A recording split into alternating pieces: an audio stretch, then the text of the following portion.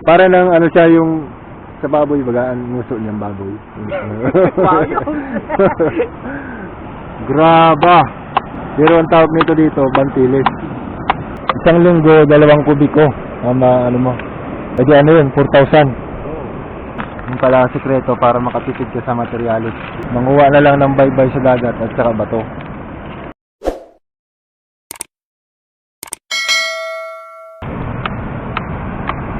Kapag masama ang panahon at hindi pwedeng magpadagat, dito ginugugol ni Kuya Arnel ang kanyang oras upang magtiktik ng bato para gawing graba. Ngayon man yan, binibenta mo yan. Pero yung ibibenta yan, magkano isa niyan? Tutusan. Ang isang kubiko? Ang sa baybay? 600. Matagalon lang yung kapupukpuk ha. Kaya din. Ganun ka pulpok. Kung madali ang kamot mo doon. Kaya gano'n, luway-luway lang ay delikado. Ito tayo yung base ng kamot. Madunog.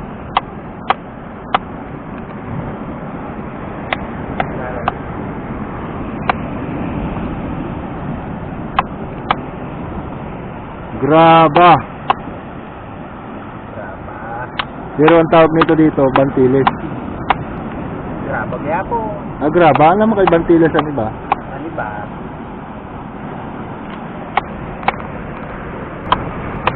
Itong mga bato na to kinukuha mo pa doon sa ano? Sa dagat.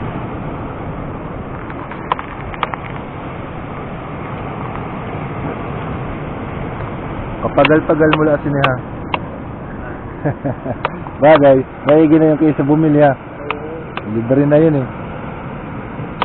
Pati ang baybay. Ito na sa gasto. Bawas na sa gasto. Ay, bawas sa 5 na kubik-kubik sa slide. Sa 5 na? Kubigaw. Ang isang kubiko, ilang sako ng ano, simento yun? Slide. 26.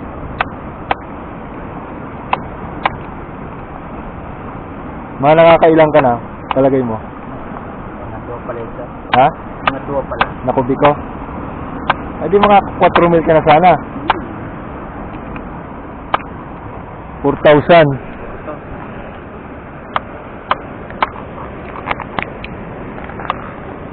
Makulit magdamo tayo kayo. Nangay, nalapon ura. Yung 2 kubiko na yun, ilang buwan mo yun inano? Binagtot. Ito, patimala. 3 linggo lang yan. Aba may sugong ko ngayon ha. Pero hindi araw-araw. Mura na, trabaho. Pag maulan pati hindi ano, pahinga ka muna. Ang punurot lo magsinapuna. Dahil nakasimana, ando na kubigaw.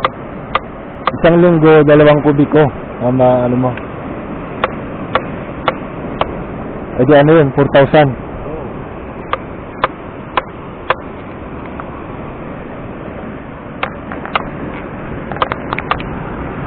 Eh, yung malalaki na yun, hindi yan pwedeng tiktikin yan, no? Yung mga yan, Sulit yun. masulit. Matigas-matigahon yan.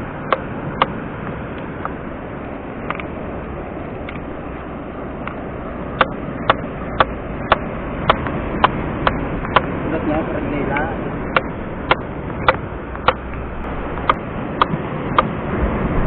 Itong mga to naman, gagamitin sa pamagulan to. Bawag nga po. Yung pala sikreto para makatipid ka sa materialis. Manguha na lang ng baybay sa dagat at saka bato.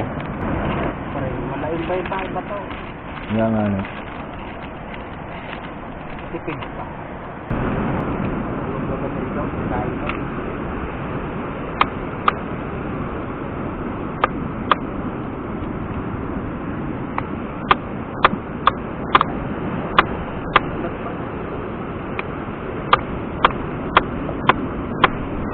Pag hindi ka namamagulan, ano ka, tawag dyan? Gagawa ng graba. Namagulan, pas na. Umuulan na. Pero tuloy pa rin sa pagtiktik. Trabaho.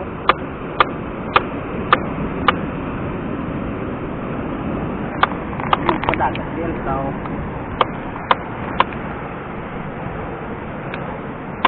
Hindi man yung naturado. Kung kailan lang may time ha, tsaka mag ano. Pag bakanting oras, kumbaga ano lang to, parang sideline mo lang.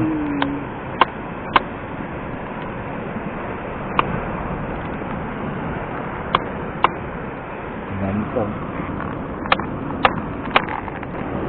Matagal ka na nagaganyan. Ha?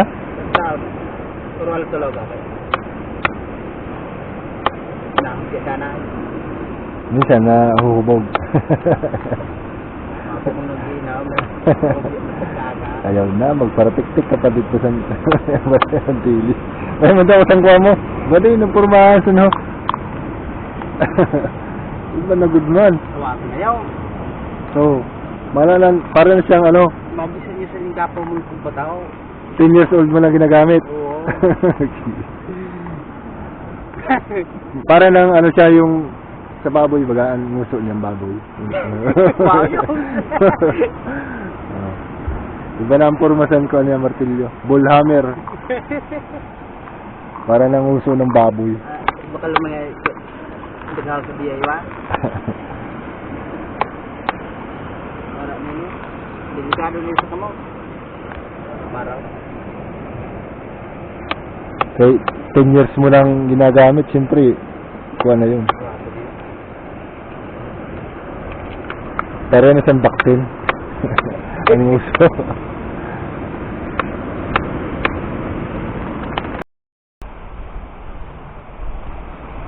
Para makatipid sa pagpapagawa ng bahay, ang ginagawang diskarte ng iba ay kumukuha lang ng mga bato dito sa dagat at manually gagawin nila itong graba. Gagamitan lamang nila ng martilyo para mapalit yung size ng sukat ng bato.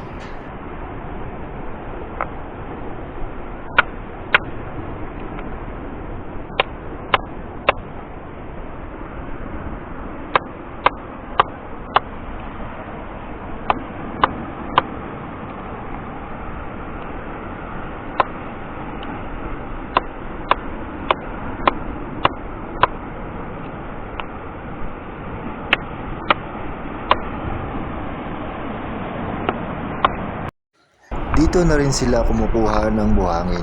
Kapag masama ang panahon, malakas ang alon at maraming mga buhangin ang tinatangay dito sa baybayin.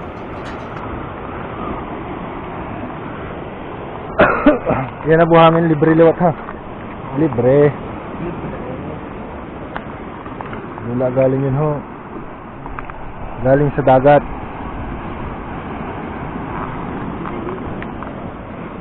Kailangan lamang itong hakutin agad-agad dahil kapag nag-high tide ay tataas muli ang alon at maaaring ibalik ito sa dagat.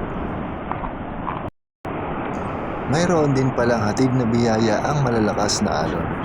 Mula sa mga buhangin at maliliit na bato ay malaking tulong na ito sa pagpapagawa ng bahay.